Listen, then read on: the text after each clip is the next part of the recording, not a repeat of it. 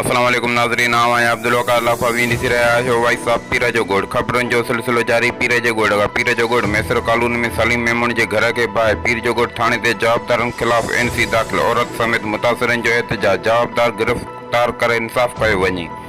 मुतासिरीन मुतालिबो करे छॾियो। ख़बर मूजिब पीर जो गोड़ मैसर कॉलोनी में सलीम मेमून जे घर के बाहि पीर जो गोड़ थाने ते जवाबदारनि ख़िलाफ़ एनसी दाख़िल। मुतासिर औरतुनि, ॿारनि ऐं मर्दनि समेत एहतजाज। उन मौक़े ते सोनल ज़ाल सलीम मेमून उर्दू सिंधी मीडिया ग्रुप पीर जो गोठ सां ॻाल्हाईंदे चयो त असां पंहिंजे घर अंदरि कमकार में मसरूफ़ हुआसीं त ओचितो घर खे बाहि लॻी हुई। बाहि खे असां ऐं पाड़े वारनि विसाइण जी कोशिशि कई, पर घर में रखियल कपिड़ा, सोना, ज़ेवर, रोक रक़म, खाधे पीते जे सामान, खटूं, हंधु ॿियो सामान सड़ी राख थी वियो। हिन ॿुधायो त असांजे घर खे बाहि अब्दुल जब्बार चनो ॾिनी आहे, जंहिंखे मूं पाण ऐं पाड़े वारनि ॾिठो हो, जंहिंजे ख़िलाफ़ पीर जो गोठ थाणे ते एनसी पिणु दाख़िल कराई वई आहे, पर हिन महिल ते पुलिस जवाबदार खे गिरफ़्तार न करे सघी आहे। मुतासिरनि DIG सखर, SSP खरपुर ऐं ॿियनि वसवारनि खां मुतालिबो कयो त जवाबदार गिरफ़्तार करे नुक़सान जो इज़ालो करे असां सां इंसाफ़ कयो वञे। रिपोर्टर अब्दुल हई इलाइक़ो पीर जो गोठ।